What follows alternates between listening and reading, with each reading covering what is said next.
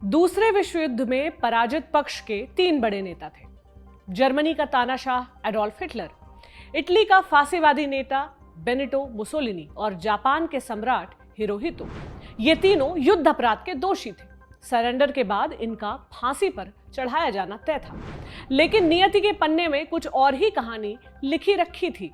पकड़े जाने के डर से हिटलर ने अपने बंकर में आत्महत्या कर ली। जिस मुसोलिनी ने भीड़ का डर दिखाकर कुर्सी पर कब्जा किया, वो एक उन्मादी भीड़ का शिकार हो चुका था। मुसोलिनी को उसकी पत्नी के साथ मारकर उल्टा चौराहे पर लटका दिया गया था। और सम्राट हिरोहितो, उनका क्या हुआ? उनके चरित्र पर एक उंगली तक नहीं उठी। उन्हें पाक साफ घोषित कर दिया गया, उनकी कुर्सी बरकरार रही। हिरोहितो ने दूसरे विश्व युद्ध के 44 बरस बाद तक जापान का शासन चलाया। ऐसा क्यों हुआ, ये आगे बताएंगे। पहले आज का मर्म समझ लेते हैं। सम्राट हिरोहितो की एक तस्वीर पर बड़ा बवाल मचा है। दरअसल यूक्रेन सरकार ने रूस के विरोध में एक वीडियो बनाया था। इसमें हिरोहितो को हिटलर और मुसोलिनी वाली कतार में दिखाया गया था। हिरोहितो को फांसीवादी बताया गया। जापान की आबादी का बड़ा हिस्सा आज भी उन्हें दैवीय अवतार मानता है, उनकी पूजा करता है। वीडियो आने के बाद आपत्ति जताई गई। शुरुआत से ही जापान ने यूक्रेन पर रूस के हमले का विरोध किया है। उसने रूसी कुलीनों की संपत्ति जब्त की है, रूस के ऊपर आर्थिक प्रतिबंध लगाए हैं और यूक्रेनी शरणार्थियों को अपने यहां जगह भी दी है। मतलब यह कि जापान यूक्रेन से मित्रता निभा रहा है। इसलिए जब जापान ने शिकायत की तो यूक्रेन ने तुरंत वीडियो हटा लिया। उन्होंने जापान से माफी भी मांगी। बयान आया कि वीडियो बनाने वाले को इतिहास के बारे में कम जानकारी थी। आज हम जानेंगे सम्राट हिरोहितो की पूरी कहानी क्या है और दूसरे विश्व युद्ध में जापान की कमान संभालने वाले हिरोहितो को बख्शा क्यों गया। नमस्ते, मेरा नाम प्रतीक्षा है और आप देखना शुरू कर चुके हैं लल्लन टॉप का इंटरनेशनल प्रसंगों से जुड़ा रोजाना का कार्यक्रम दुनियादारी। Brought to you by Kuku FM. Download the app now. आगे चलने से पहले एक जरूरी सूचना। दुनियादारी के इस एपिसोड के पार्टनर हैं कुकू एफएम। कुकू एफएम भारत में ऑडियो बुक्स के सबसे बड़े प्लेटफॉर्म्स में से एक हैं। यहाँ पर आपको विश्व युद्ध से जुड़ी बोलने वाली किताबें मिल जाएंगी। इसके अलावा भी तमाम विधाओं में किताबों का भंडार मिलेगा। कुकू एफएम लल्लन टॉप के दोस्तों के लिए एक खास ऑफर भी लाए हैं, प्रीमियम सब्सक्रिप्शन पर 50% की छूट। इसके लिए आपको करना क्या होगा, सब्सक्रिप्शन लेते समय LT50 का छोटू सा कोड डालना होगा। ध्यान रहे, ये ऑफर लल्लन टॉप के पहले 500 यूजर्स के लिए ही है। अधिक जानकारी चाहिए तो डिस्क्रिप्शन में दिए गए लिंक पर पहुंचिए। सूचना समाप्त, अब शो को आगे बढ़ाते हैं, जहां हम जापान के पूर्व सम्राट हिरोहितो की बात करेंगे। तारीख 26 जुलाई 1945। अमेरिका, ब्रिटेन और चीन ने मिलकर एक चिट्ठी तैयार की। इसमें 13 शर्तें लिखी थी। इसमें जापान को आत्मसमर्पण करने का विकल्प दिया गया था। इसको इतिहास में पोस्ट डैम डिक्लेरेशन के नाम से जाना जाता है। जापान ने सरेंडर करने से मना कर दिया। 2 हफ्ते बाद ही अमेरिका ने हिरोशिमा पर पहला एटम बम गिरा दिया। जापान फिर भी नहीं माना। 9 अगस्त को 1945 को अमेरिका ने नागासाकी को दूसरे परमाणु हमले का निशाना बनाया। ये अंतिम चोट साबित हुई। पहला परमाणु बम गिराने के कुछ देर बाद अमेरिकी विमान जापान की राजधानी टोक्यो के ऊपर उड़ान भर रहे थे। वहां वे बम के बदले लीफलेट्स की बारिश कर रहे थे। इसमें लिखा था, चूंकि तुम्हारे मिलिट्री लीडर्स ने सरेंडर की शर्तों को मानने से मना कर दिया है, इसलिए हमने एटम बम गिराने का फैसला किया है। अगर तुम लोग चाहते हो कि हम इस बम का फिर से इस्तेमाल ना करें तो तुम्हें सम्राट के खिलाफ पिटीशन डालना होगा। किसी में भी सम्राट के खिलाफ बोलने की हिम्मत नहीं थी। मुहिम चलाना तो दूर की कौड़ी थी, लेकिन जब नागासाकी पर दूसरा बम गिरा तब इससे बचना असंभव हो चुका था। सुप्रीम वॉर डायरेक्शन काउंसिल को कोई रास्ता नहीं दिख रहा था। कैबिनेट भी किसी नतीजे पर पहुंच नहीं पा रही थी। ऐसे में कैबिनेट सम्राट के पास पहुंची। 5 दिनों तक मीटिंग चली। 15 अगस्त 1945 को सम्राट हिरोहितो ने देश को संबोधित किया। इसमें उन्होंने सरेंडर का ऐलान किया। सम्राट का संबोधन एक दिन पहले ही गुप्त तरीके से रिकॉर्ड कर लिया गया था। जिस दिन रेडियो पर संबोधन चल रहा था, उस दिन बागी सैनिक रिकॉर्डिंग्स को चुराने के लिए इंपीरियल पैलेस के अंदर तोड़फोड़ मचा रहे थे। सम्राट का तख्ता पलट करने की कवायद शुरू हो चुकी थी। बागी मिलिट्री जनरल सरेंडर करने के खिलाफ थे, लेकिन उन्हें सपोर्ट नहीं मिला। सम्राट के संबोधन के बाद कम से कम 8 जनरलों ने सुसाइड किया। यह सब 2 सितंबर तक चला। सम्राट सुरक्षित थे।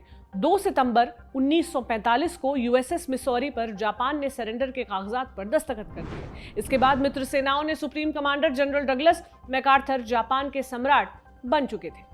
जापान ने हार स्वीकार कर ली थी। युद्ध अपराधियों पर मुकदमा चलाने का समय आ चुका था। यूरोप में हिटलर और मुसोलिनी की मौत हो चुकी थी। उनके नीचे के अधिकारियों पर केस चलाने के लिए न्यूरेमबर्ग में ट्रिब्यूनल की स्थापना हो रही थी। पैसिफिक में हार का पूरा भार जापान के ऊपर था। इंपीरियल जापान आर्मी के सुप्रीम कमांडर होने के नाते सम्राट हिरोहितो सबसे बड़े युद्ध अपराधी थे। हिरोहितो 1926 से जापान के सम्राट थे। उनके शासन के दौरान ही जापान ने मंचूरिया पर हमला किया था। 1937 में जापानी सेना ने नानजिंग में हजारों महिलाओं का बलात्कार किया था। इस घटना को रेप ऑफ नानजिंग के नाम से जाना जाता है। इस घटना की पूरी दुनिया में निंदा हुई। जापानी सम्राट को अपनी इमेज की चिंता होने लगी। उन्होंने आदेश जारी किया कि सब शांतिपूर्ण तरीके से होना चाहिए, बस मात्रा का ख्याल रहे। सम्राट ने आदेश दिया कि सैनिकों के लिए कंफर्ट स्टेशनों की संख्या बढ़ाई जाए। कंफर्ट स्टेशन सैनिकों की सेक्स की चाह की पूर्ति के लिए बनाए गए थे। इनमें इच्छा से आई या किडनैप कर लाई गई लड़कियों और महिलाओं को रखा जाता था। इस घटना का जिक्र करने की वजह यह है कि सम्राट को युद्ध अपराधों के बारे में पहले से पता था। उन्हें इस बात की पूरी जानकारी थी कि उनकी सेना युद्ध के मैदान में क्या कर रही है। हम दुनियादारी में रेप ऑफ नानजिंग और कंफर्ट वुमेन के बारे में विस्तार से पहले भी बात कर चुके हैं। आपको एपिसोड का लिंक डिस्क्रिप्शन में मिल जाएगा। मैं लौटती हूँ हमारे शो पर। फिलहाल हम हिरोहितो की कहानी को आगे बढ़ा रहे हैं। जैसे ही जापान ने सरेंडर का ऐलान किया, वैसे ही सरकारी अधिकारी दस्तावेजों को गायब करने लगे और उन्हें जलाने में जुट गए। ऐसा इसलिए किया जा रहा था ताकि दोष साबित करने के लिए सबूत न बचे। इनमें से कई कागजात सम्राट से भी जुड़े थे। कैदियों का कैंप चलाने वाले और जेल के गार्ड्स को छिपने के लिए कह दिया गया। औपचारिकता पूरी होने तक अधिकतर जरूरी रिकॉर्ड्स मिटाए जा चुके थे। इसलिए जांच अधिकारियों को वॉर क्राइम्स का सबूत जुटाने में काफी मुश्किल हुई। 1946 में मित्र सेनाओं ने international military tribunal of the far east की स्थापना की। इसको टोक्यो वॉर क्राइम ट्रायल्स के नाम से भी जाना जाता है। पैसिफिक में युद्ध अपराधियों को 3 कैटेगरी में बांटा गया: क्लास ए, क्लास बी और क्लास सी।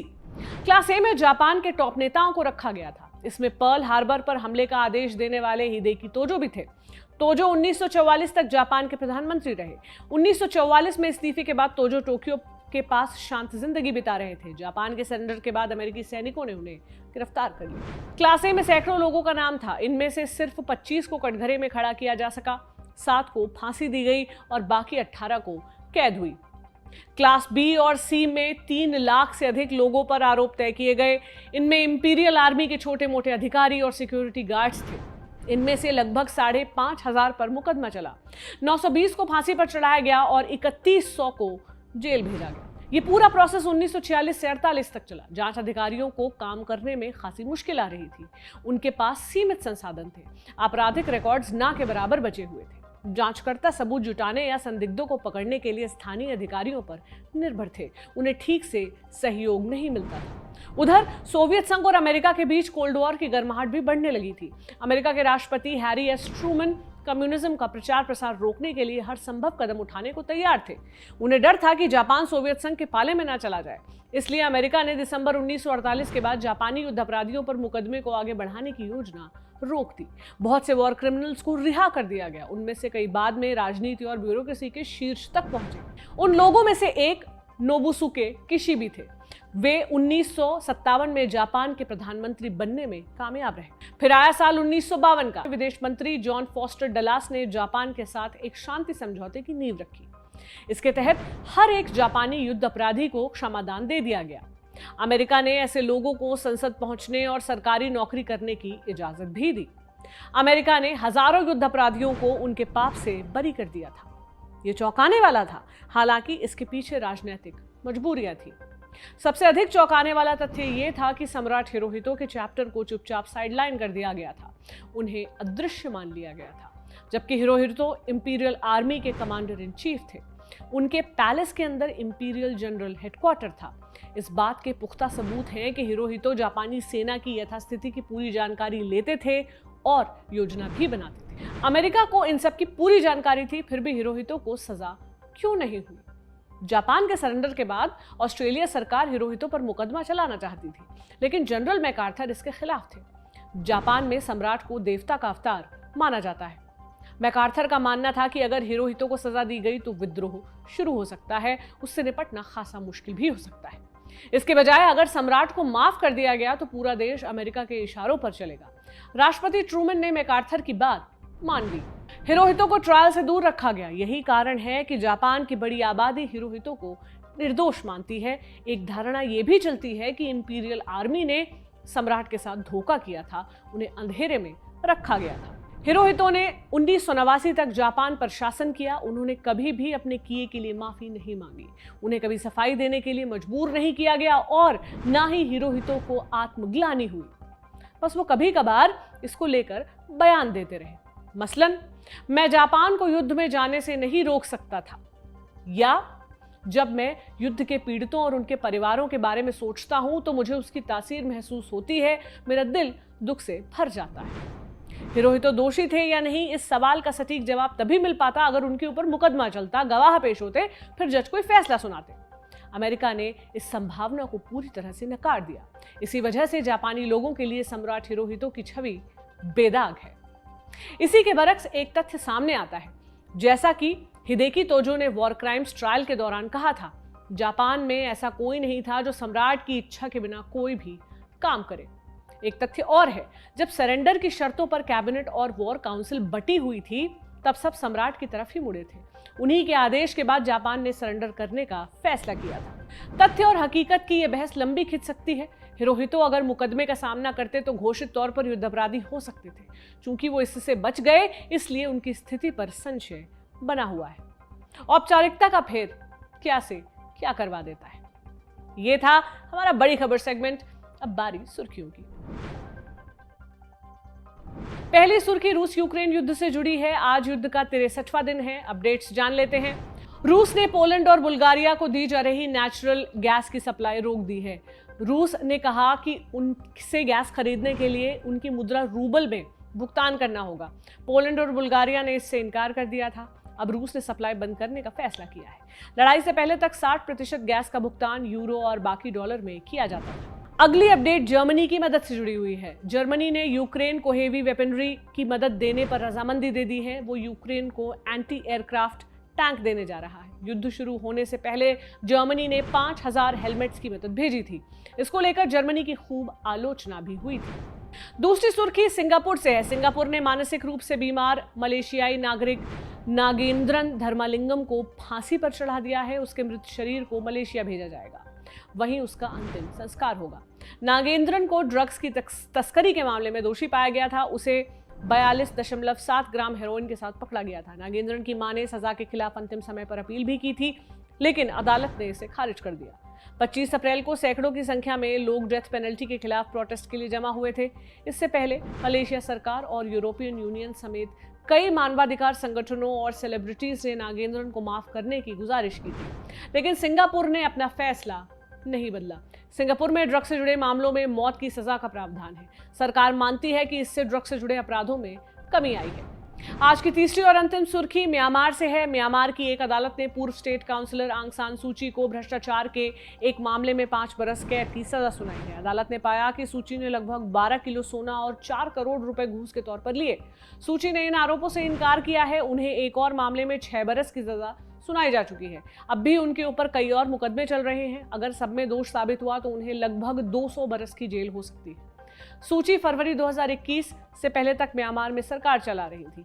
फिर सेना ने उनकी सरकार का तख्ता पलट कर दिया। सूची और उनके मंत्रियों को गिरफ्तार कर लिया गया। फिलहाल उन्हें अज्ञात स्थान पर रखा गया है। आज का दुनियादारी यहीं पर समाप्त होता है।